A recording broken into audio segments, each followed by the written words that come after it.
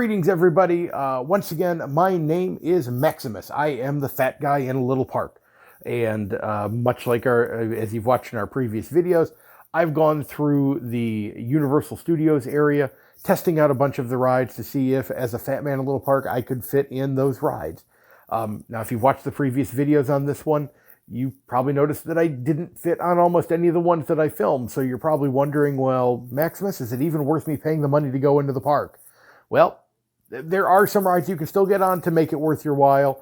We covered Universal Studios, the actual park, in the previous video. We're going to, in this one, cover the Islands of Adventure. Now, once again, we will start with the Harry Potter stuff, because that's kind of what brought me there in the first place.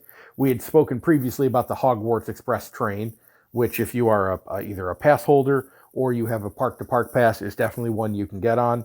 It's a different adventure going from Hogsmeade into Diagon Alley, and from Diagon Alley into Hogsmeade. You get two separate rides. It's still the same basic train ride situation, but you get different videos and the like, so definitely worth your while to ride it both ways. Actually, the first day we rode it down into Hogsmeade and immediately just came back around and got back on it to see both sides. The Flight of the Hippogriff is another one that's on there. That's another kiddie coaster. I have been able to fit on that before. We did not ride it this time due to the crowding in the Hogsmeade area, but definitely one that usually, as a heavy set, fat friendly person, you can get on that one. You'd probably want to have a kid with you. It looks kind of weird otherwise.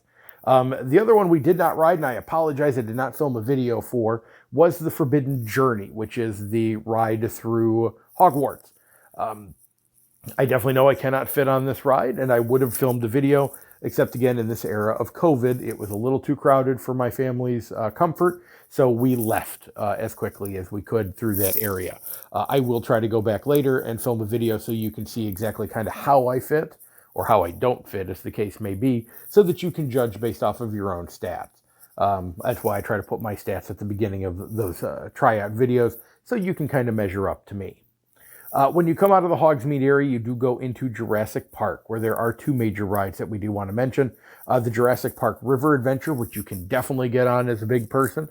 It is a ride through a Jurassic Park breakout of some of the dinosaurs, which ends with a very large drop at the end, because it's a water type ride. Definitely a fun one to get on and highly recommended. There's also the Padanaron Flyers, which is more of a kid's ride in a kid area, that flies above the park on ropes and lines. Weight-wise, I felt I was going to be too big. There wasn't a tester site for me to do it. My kids really enjoyed it, though, so if you have kids, depending on how old or how tall the kids are, they can even go on by themselves. So definitely a fun ride for the kids. Not one for us, though, normally, I don't think. From there is the Skull Island area, which has just the one ride, Skull Island Reign of Kong. Again, a ride you can fit on. It is one of the 3D rides that Universal loves so much. So I can tell you can definitely fit on that. It is an exciting ride. It can be a little scary if you've got smaller kids with you. So just to make you aware of that, they can get on, they can fit, but you might want to consider if you actually want them to see an 80-foot gorilla. But otherwise, quite an adventurous ride. Definitely one to go on from there. I do also want to mention I don't remember if it comes right into this area here, but we do have Marvel Superhero Island, which has one ride that is probably the ride I recommend above all others, which is The Amazing Adventures of Spider-Man. An absolutely wonderful ride, a great adventure. It makes you feel like you're actually in the Spider-Man cartoon series that I was quite the fan of when I was a child. And it's an absolutely excellent adventure ride where you get to see all the main bad guys like Dr. Octopus and some of the symbiotes and the Green Goblin, Hydro Man, Electro, etc., etc. Highly recommend to get on that ride. Definitely a fat-friendly ride. That whole area is actually a lot of fun to hang around into, even though we can't get onto Doctor Doom's Freefall or on the Incredible Hulk.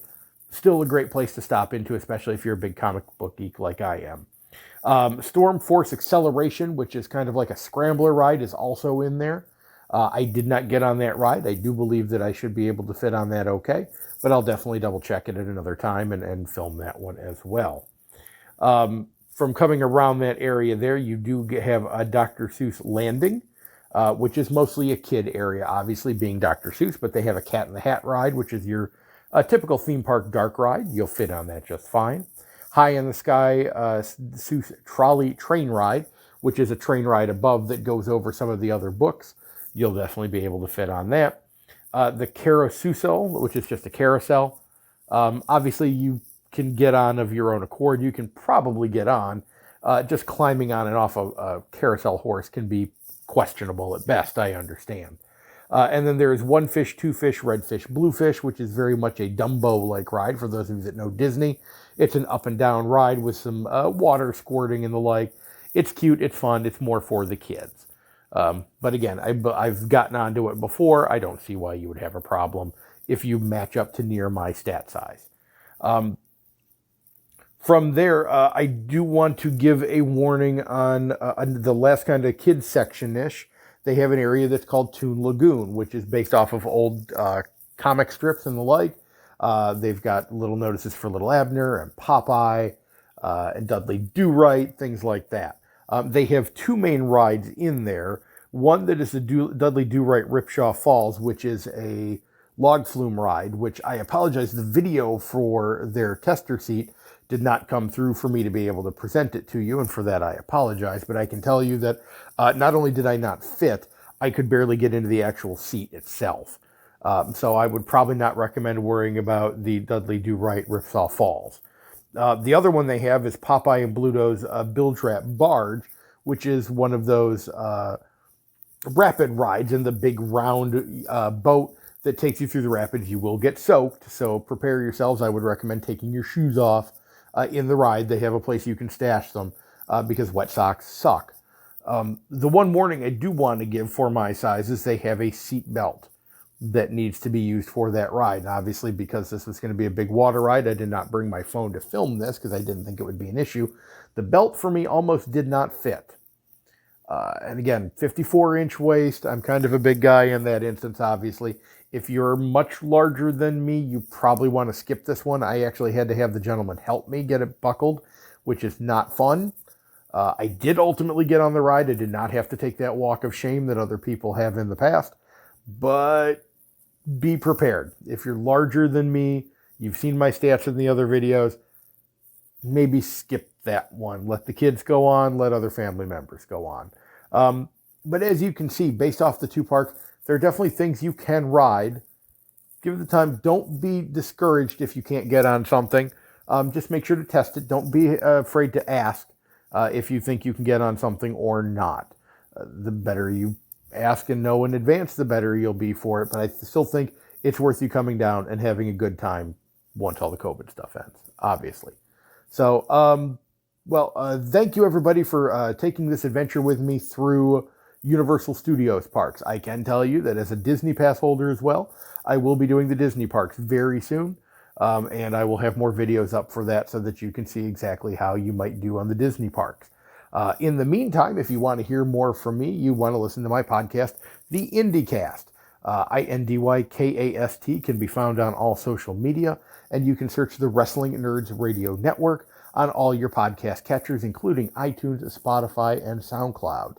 So please don't hesitate to go subscribe, listen to us. We do talk wrestling, obviously, sometimes, but we also have done Disney shows, tournament episodes over what the best cookie is, and things like that. So we're a lot of fun. I hope you listen to us. And again, thank you for going through this Universal Studios adventure with me. I will see you very soon. Nerd alert! Nerd alert! You're a nerd. You're a nerd. You're a nerd. You're a nerd. You're a nerd.